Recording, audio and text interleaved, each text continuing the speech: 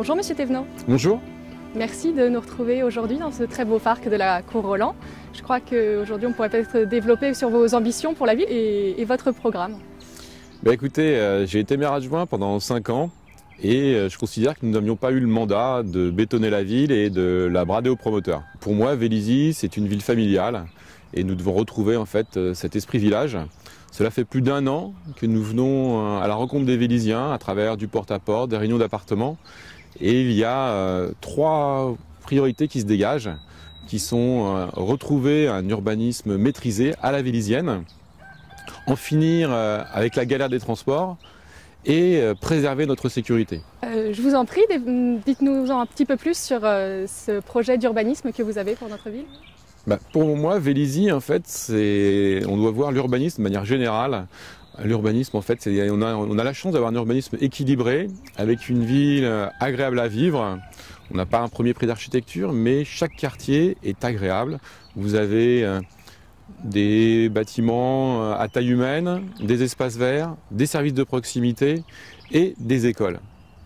Et aujourd'hui, je considère que la ville doit se développer, doit se moderniser, mais on n'a pas le droit de faire des blocs, des bars et de concentrer des populations en oubliant tout service ou toute école.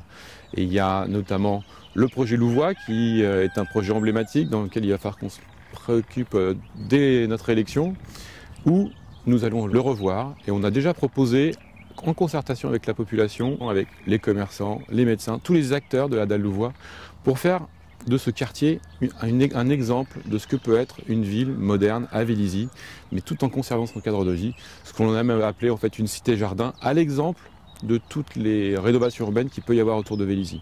Ça veut dire pas de bétonnage, 60 logements, des services de proximité qui sont développés et qui sont aussi améliorés, puisqu'en fait Vélizy manque d'une maison de retraite, d'une maison médicale de jour pour les maladies d'Alzheimer, à la fois pour accompagner les malades et soulager les aidants, et nous nous engageons donc dans cette direction. Avec un autre projet important qui est de refaire du Mail un cœur de ville. Vous nous avez parlé des services, est-ce que vous pourriez nous en dire un petit peu plus sur les transports qui ne sont pas l'avantage premier de Vélizy? Donc les transports, en fait, on a la chance d'avoir le tram qui va arriver, qui va nous changer la vie, et notamment sur le déplacement sur Versailles, sur Paris ou sur le plateau. Mais nous comptons en fait en faire bénéficier tous les Vélizyens, avec notamment la mise en place de 3 navettes, 3 petites navettes électriques, une qui desserve Vélizy-Bas en liaison directe avec le plateau, une autre qui desserve Le Clos et Mozart pour rabattre en fait sur le tram, et une autre qui desservira en fait le secteur du Mail qui peut être aussi éloigné du tramway. Mais bien entendu, il y a aussi 2 axes majeurs, un axe qui se développe de plus en plus, qui est l'axe sur Saint-Quentin-en-Yvelines, pour desservir la zone d'emploi, parce que nous avons énormément de salariés vélizyens qui travaillent sur Saint-Quentin, et aussi une grosse proportion d'étudiants. Et une autre amélioration qui serait de renforcer les services et les lignes sur Versailles, principalement à destination des étudiants qui sont au lycée, pour les heures creuses et aussi les heures de pointe à renforcer. Donc là, c'est vraiment le maillage.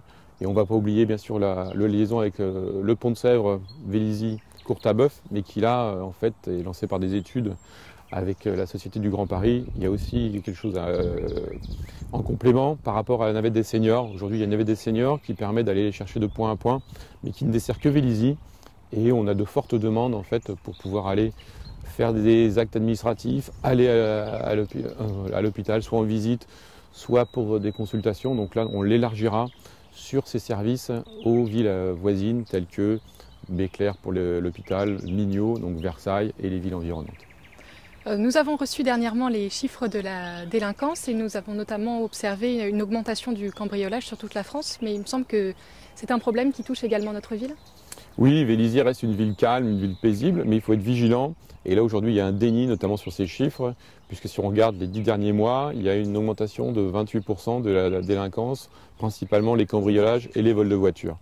Et là, ce que nous voulons proposer, c'est de transformer la vidéoprotection qui existe aujourd'hui en une vidéoprotection visualisée en continu pour pouvoir intervenir sur du flagrant délit. C'est-à-dire qu'il est bien de savoir qui a volé votre voiture, mais je préfère qu'on ne nous la vole pas. Donc là, ça veut dire que nous aurons un poste de commandement qui visualisera les images en direct avec une patrouille qui pourra intervenir directement. Ça veut dire aussi que la police municipale doit ne pas s'arrêter à 20 h ou 22 h le mardi, mais avoir des horaires élargis et être renforcée. Et en se polarisant sur la protection des biens et des personnes.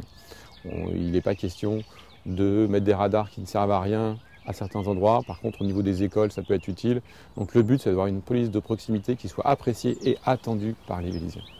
J'ai vu dans votre programme, Monsieur Thévenot, que vous nous parliez beaucoup de la métropole du Grand Paris. Est-ce que vous pourriez nous en dire davantage ? C'est un enjeu important en fait, pour Vélizy, puisque c'est une loi qui a été faite par le gouvernement au mois de juin 2013 et qui normalement ne nous concerne pas, puisqu'elle est faite pour fusionner Paris et les compétences de Paris et de la Petite Couronne, notamment au niveau de la politique du logement, de la politique de l'urbanisme, des ZAC, l'aménagement des heures du voyage, et le tout financé par la fiscalité des entreprises. Et ce sont les sujets importants à Vélizy. Et nous sommes simplement concernés parce que nous avons adhéré à une intercommunalité de la Petite Couronne. Donc là, l'engagement qu'on prend, c'est de sortir de cette métropole pour retrouver le département du 78 et retrouver la Grande Couronne. Parce qu'il n'est pas question que l'on n'ait plus la maîtrise de la politique de l'urbanisme, de la politique du logement et surtout de la fiscalité d'entreprise, puisque n'importe quel Vélysien qui soit là depuis 3 mois ou depuis 40 ans sait que notre niveau de service, qui est un niveau de service important, attrayant, est simplement dû à la fiscalité d'entreprise. D'ailleurs, le président de GPSO et tous les élus du 92 nous soutiennent dans la sortie de cette intercommunalité pour retrouver notre liberté au niveau de l'urbanisme et de l'économie. Vous avez beaucoup travaillé avec des groupes de travail d'habitants justement de la ville et que ça reste dans la ligne de mire d'un des sujets qui vous tient plus particulièrement à cœur, qui est la gouvernance ? Alors tout à fait, en fait, s'il y a 2 ruptures avec l'équipe actuelle, c'est la vision de l'urbanisme et la gouvernance. Nous voulons une gouvernance basée sur l'écoute et la concertation. Comme vous le disiez, notre projet a été fait avec des groupes de travail, à l'écoute des Vélysiens, et nous continuerons cette démarche. Il n'est pas question d'amener un projet important de la ville sans écoute, sans concertation, et nous irons toujours au contact et nous développerons des outils qui permettront à chaque Vélysien de s'exprimer.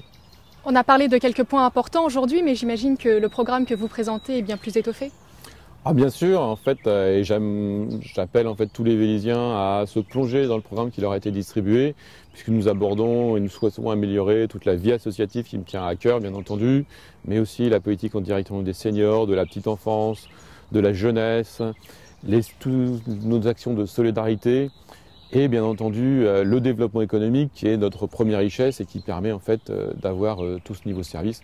Donc là, nous avons un programme assez complet qui a été distribué dans toutes les boîtes aux lettres et bien entendu avec nos coordonnées. Donc chaque Vélysien peut nous contacter s'il veut plus d'informations. Merci Monsieur Thévenot pour votre présence aujourd'hui et toutes ces explications. Écoutez, merci et surtout le 23 mars, nous avons la possibilité de retrouver la ville où il fait bon vivre.